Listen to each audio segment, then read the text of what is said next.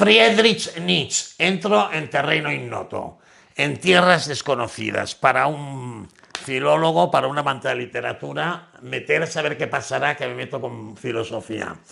Bueno, este es el libro que tengo en casa, así ha hablado Zaratustra. Este empecé a leerlo, pero realmente la filosofía es difícil. Hice una lectura de las primeras páginas muy en diagonal. Y de estos 4 libros que cogí de la biblioteca, pues me he leído este de Nietzsche en 90 minutos. Planeé un poco sobre el examen de la tragedia, el nacimiento de la tragedia, que es su primer libro, y los otros pues hice un ojeo muy general. Esto es en respuesta a la petición de mi seguidora en Twitch, Kim Kyung A, que me pidió un podcast sobre Nietzsche. Bueno, vamos a intentarlo. Este me lo leí, este es el que mejor me leí, pero la verdad es que, además, como hoy en día tienes tantas posibilidades con esto de Internet, lo que hice realmente es también mirar vídeos, ¿no? Entonces ahora te voy a poner en particular uno que estoy mirando de un chico argentino, que es muy claro y que lo explicaba muy bien. Y luego te pongo otro un poco más profundo. Este de chico argentino es muy cortito, son unos 10 o 12 minutos.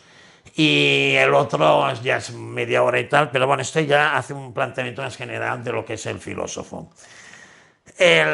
Lo que dice, quería agradecer que cuando me expliqué que tenía que, bueno, que me había decidido enfrentarme a hacer un post sobre Nietzsche, me entraron 2 o 3 seguidores, recuerdo ahora a uno de YouTube y a algún otro, que me explicaban el tema de la filosofía, que el tema de la filosofía, el problema es que a veces las palabras, los conceptos, una misma palabra cambia de significado entre un filósofo y otro.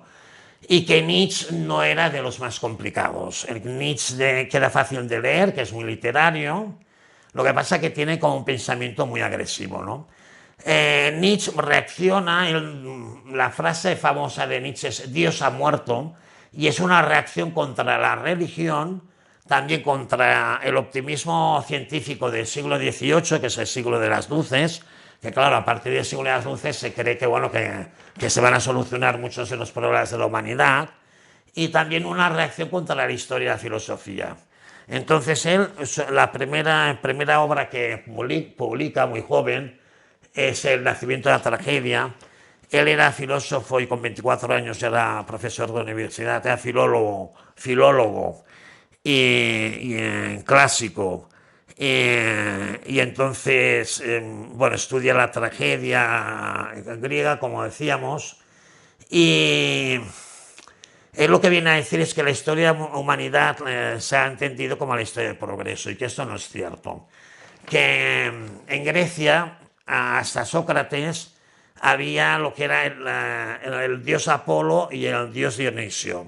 Es decir, él dividía como un poco la forma de entender del ser humano, de vivir, y es que iba equilibrando la influencia de estos 2 dioses. Apolo es el dios de la sabiduría, de la razón, y Dionisio es el dios del vino y es el dios del corazón y de los sentimientos, ¿no? Entonces, Sócrates lo que hace es que defiende lo apolíneo en merma de lo dionisíaco. Y sobre todo a partir de Eurípides, porque es el gran creador de obras trágicas griegas, ¿no? Y Sócrates es considerado como el dios de la filosofía. Entonces, pocos siglos después de Sócrates, aparece el cristianismo, que identificará lo apolíneo con Dios. Y entonces impone una moral que reprime lo terrenal y lo dionisíaco, digamos, lo que son los placeres, ¿no? Pero otra la cosa que dice Nietzsche es que la verdad no existe, que nosotros lo que hacemos es tenemos una voluntad de verdad o un deseo de verdad, ¿no? Que viene de una voluntad de poder. Pero realmente la verdad en sí, como así en forma tajante e imperativa, pues no existe, ¿no? Y lo mismo que pasa con la verdad pasa con los principios morales, que tampoco son trascendentes, ¿no? Entonces, después de Sócrates y el cristianismo, nosotros la sociedad lo que hacemos es que nos inventamos un Dios pero es que Dios en sí no existe, y como no existe, todo está permitido. Entonces, admitir la muerte de Dios permite volver a hacernos cargos de nuestras vidas y nuestros cuerpos. Aparte de la consideración general, que no sé si me he explicado muy bien, pero bueno, a mí lo que me hizo gracia es que cuando empecé a mirar esto, yo me recordó mucho al profesor, he hablado alguna vez de él, ¿no? Luis Izquierdo de la facultad, que me daba lo que era literatura hispanoamericana, y entonces él explicaba que toda era una pulsión entre lo apolíneo y lo dionisíaco, ¿no? Entonces quería explicaros una cosa que es lo que se dice en la historia de la literatura, que es la ley del péndulo. Vamos a ver. Por un lado tenemos lo que son los movimientos del corazón, ¿vale?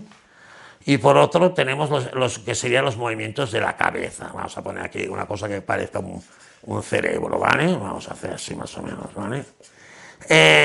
Los movimientos del corazón son lo que se dice movimientos platónicos. Platón. Mientras que los movimientos de la cabeza son aristotélicos. Aristotélicos. Bueno, Aristóteles, vale. Entonces, si nosotros hacemos un eje y vamos analizando la historia de la literatura, la Edad Media es más un movimiento que es del corazón. Las iglesias góticas que miran a Dios, ¿no? Los sentimientos, el teocentrismo.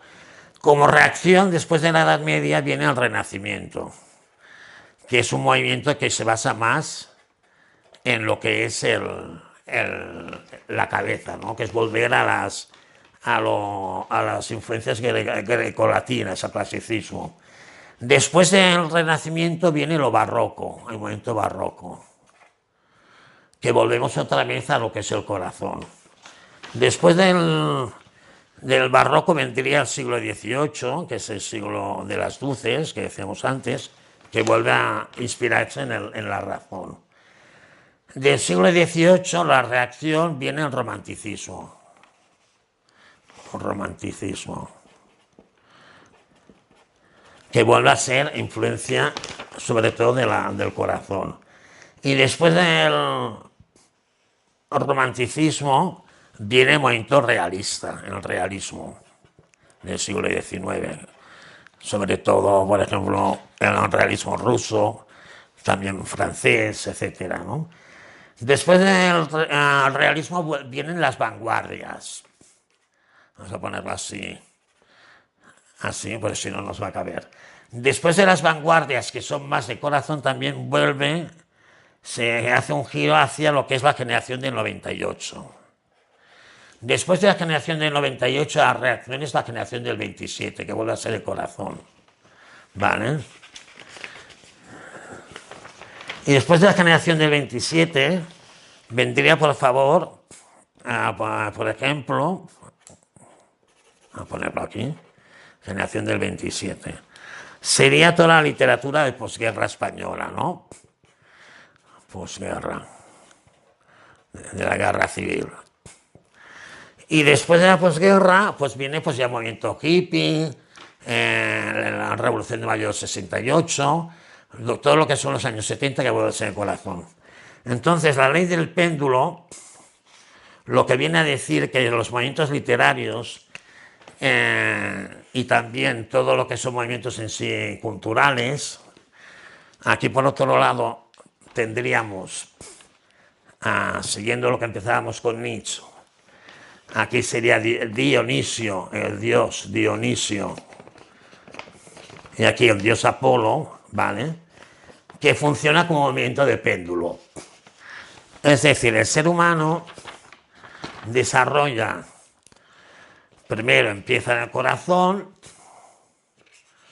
baja a lo que es el Renacimiento, el Barroco, el siglo XVIII, el Romanticismo, el Realismo, las vanguardias, la generación de 98, aquí iríamos a la generación de 27, la literatura de posguerra y los años 70. No sé si se ve muy bien porque el amarillo este está un poco flojito, pero bueno, lo vamos a hacer con este rojo. Y entonces, bueno, pues sí, es como funcionan un poquitín los movimientos literarios. Edad Media, decíamos, Renacimiento, Barroco, siglo XVIII, Romanticismo, Realismo, Vanguardia, generación del 98, generación del 27, literatura de posguerra y años 70. Esto es un poquitín cómo funciona en sí el movimiento literario, que seguro que me ha hecho recordar lo de Nietzsche. Entonces, bueno, no sé si te ha servido un poquitín. Al final ya he barrido hacia lo mío, que es la literatura, pero espero que te sirva un poco. Yo te animo a que cojas, por ejemplo, este mismo de Nietzsche en 90 minutos o que te mires estos dos vídeos que te cuelgo, Kim Kyung-a, y yo creo que te servirá. Y ahora, para acabar, solamente deciros que esto es el primero de los deberes que me llevé. Tengo pendiente el de Mario, que al final me he comprado primer libro, un Conde de Montecristo. Estoy pendiente de recibirlo porque aquel me salía mal porque era muy antiguo y lo he devuelto, el que me habían dejado. Pero bueno, además tengo muchas ganas de leerlo. Y también tengo lo de Dani de Valencia, que bueno, me pidió un post sobre libros antiguos y no sé si haré sobre libros antiguos o libros raros, que ya comenté. Y luego también quería comentar como último que ahora haré un podcast solo para ti. Es otra seguidora que a raíz del podcast de cómo iniciarse en literatura, en TikTok me hizo una petición sobre literatura hispanoamericana. Entonces, para no hacer más largo esto, en el próximo podcast te explico el qué, Paola, y a los otros dos, pues bueno, estoy pendientes. Bueno, pedirme podcast, pedirme cosas, dadme ideas, ¿vale? Venga, hasta la próxima. Un beso.